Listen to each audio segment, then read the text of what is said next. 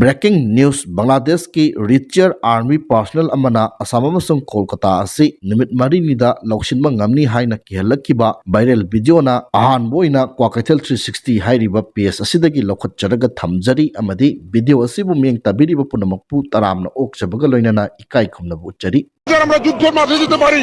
আর এর সাথে যদি 30 লাখ ছাত্র জনতা যোগ হয় তাহলে ভারত তো দূরের কথা আমেরিকা আমাদের সাথে টিকবে না ইনশাআল্লাহ। আমি মেজর শরীফ আমি বলে দিচ্ছি ভারতকে যে ট্রেনিং আমরা নিয়েছি, যে যুদ্ধ আমরা করেছি, আমরা শুধু 2 লক্ষ সৈনিক না, আমাদের সাথে 18 কোটি জনগণ আছে। আমাদের ট্রেনিং, আমাদের দক্ষতা ভারতের চেয়ে অনেক বেশি। আমরা যদি একবার সাহস করে আমার দেশকে যুদ্ধ করবে, আমরা বলে দিচ্ছি 4 দিনের মধ্যে আমরা কলকাতা দখল করে নেব।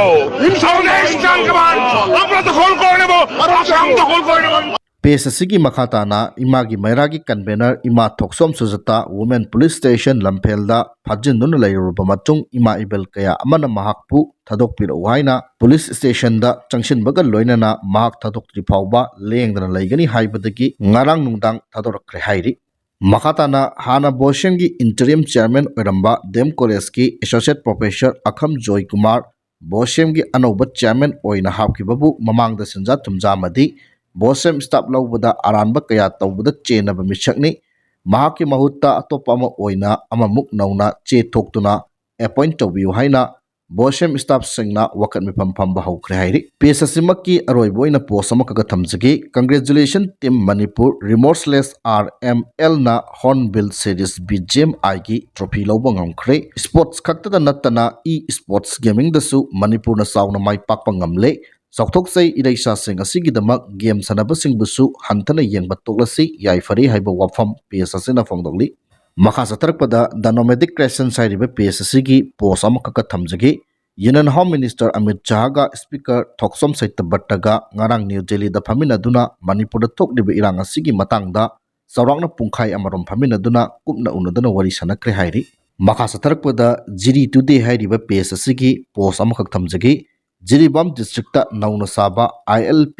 Facilitation centre chief minister N Biren सिंहना वर्चुअल कुथांगदा संगाखरे हाइरि मखा सतरकपदा AT जनरल हेडक्वार्टर की PRO ओइना थौपुबिरिबा रुबिन मंगांग खोरकपंगी पेजदगी पोस्ट अमकक थमजगी इमा कैचेलदा फैजोम फजबा यावब जाला मत लैगेना चंगलुबनी अस इमा मयामदुना फमंबदगी चोंगथरकलगा कोलगा पुबिखिबा कोइची थिबिबा याइफम मंगोल पिबिबा मयामदुदा पीता सेना तरई याम नुंगसी चंगलुबा दुकान सिंगनसु हराव हराव तोबिरखिबा गुला पिरखिबा गाड़ी की पार्ट्स यादबगी लैबा चंगबदा पैसा लौबियु यारक्तबा मसी पुनम असिगी बेलु अमदी नुंगसीबा असिदी आइगी मपोक तरेत लक्तसु फंगरोय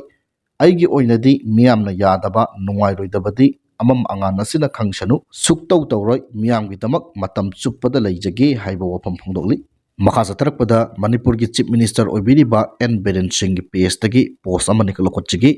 आइखोइगी लेबाक असिबु इलिगेन इमिग्रेंट सिंगना हेंजना लोइगे हाइरबदी आइखोइ हाना यूनिटी लैबा दरकार ओइ हाइबगा लोइनना आइखोइ मणिपुर की प्रजाना ILP असिबु असुकी मतिक लूना खल्ली हाइबा वफम सिंह फोंदोगली मखा सतरकपदा हि याइखोम्बा न्यूज सारिबा पेज असिगी पोस्ट अमनि खलखोचरगा अरोइबोइना मियामदा कुदुल तमजगी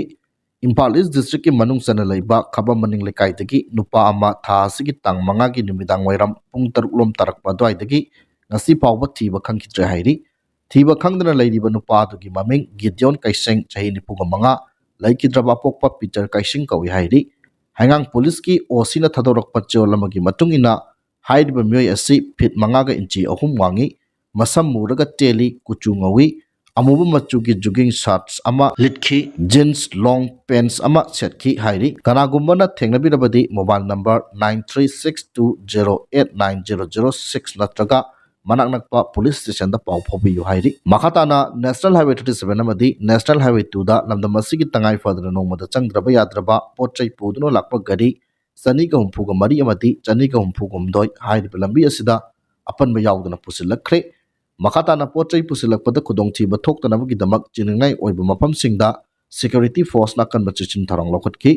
मणिपुर डिस्ट्रिक्ट पुनमक्ता पामदबा थोदोक थोक्तनबगी दमक चिंगा मसुंग तमदा पुन चेक पॉइंट सामगा तरु हांगदुना अचत ओंगसिंग चेक तौबगी थबक चथखरे हाइरि मखाताना मणिपुर यूनिवर्सिटी MU की ngasi December की तंग 10 दा लैबा exam Singh postpone तौखरे हाइरि Noney district wrestling ꯑꯦꯖꯦꯟꯠꯁꯤꯡꯒꯤ 2019 to 2022 ꯐꯥꯎꯕꯒꯤ ꯄꯤꯊꯣꯛꯇꯨꯅ ꯂꯩꯔꯤꯕ ꯀꯃꯤꯁꯟꯒꯤ ꯁꯦꯟꯐꯝ ꯄꯤꯊꯣꯛꯇ꯭ꯔꯤ ꯐꯥꯎꯕ ꯅꯦꯁꯅꯦꯜ ꯍꯥꯏꯋꯦ 37 ꯏꯝꯐꯥꯜ ꯖꯤꯔꯤꯕꯥꯝ ꯃꯇꯝ ꯀꯛꯇꯅ ꯏꯀꯣꯅꯣꯃꯤꯛ ꯕ꯭ꯂꯣꯀꯦꯠ ꯆꯠꯊꯔꯒꯅꯤ ꯍꯥꯏꯅ ꯅꯣꯅꯦ ꯗꯤꯁꯇ꯭ꯔꯤꯛ ꯔꯦꯁꯂꯤꯡ ꯑꯦꯖꯦꯟꯠ ꯖꯣꯏꯟꯠ ꯑꯦꯛꯁꯟ ꯀꯃꯤꯇꯤ NDRAJACꯒꯤ ꯏꯟꯐꯣꯔꯃꯦꯁꯟ ꯑꯦꯟड ꯄꯕ꯭ꯂꯤꯁꯤꯇꯤ ꯁꯦꯜꯅ ꯊꯥꯗꯣꯔꯛꯄ ꯆꯦꯔꯣꯜ ꯑꯃꯅ ꯈꯪꯍꯜꯂꯛꯂꯤ ꯃꯥꯂꯦꯝꯒꯤ ꯃꯐꯝꯁꯤꯡꯗ ꯄ꯭ꯔꯥꯏꯝ ꯃꯤꯅꯤꯁꯇꯔ ꯅꯔꯦꯟꯗ꯭ꯔ ꯃꯣꯗꯤꯅ ꯆꯠꯄ ꯉꯝꯂꯒ ꯊꯥ 19 ꯍꯦꯜꯂꯕ ꯃꯅꯤꯄꯨꯔꯗ ꯊꯣꯛꯂꯤꯕ ꯏꯔꯥꯡ ꯑꯁꯤꯒ ꯃꯔꯤ ꯂꯩꯅꯅ ngasi fauba manipurda chatpa ngamdriba karino prime minister narendra modi na manipurda thokliba irang atubada akan mamiyang changbiu amadi manipur gi irang loisinma ngamdaba chief minister biren singh phamthadu uhainaba demand tawraduna ngarang new delhi gi jantar mantar da india bloc na khongjang changsin kre hairi aroi boina bharat sarkar na indo myanmar border sambal khabagi thabak hena kanchin kre haina times of india na reports tawrakre Pawasina makha taraduna hai kilometers lising amaga chatruk nipum doi sangba Indo Myanmar border fencing khabagi thabak border road organization BRO na suriba thabak asi sahi amagi manungda losinma ngamnaba pandam thamli ngamkhoi sambal khabagi thabak asida Bharat Sarkar na lupa karor lising kullom thadabaga loinana ahenba karor lising taraga mathoi thadaduna border road humpurom sengotkre border fencing mapung phana tawrabadi illegal trade sing tingbada natana border area da lairiba miyam da su chauna kanaba phanglagani haina pawasina makatari haiba wafam sing thamlaga ngasigidi matang sai da loisinjare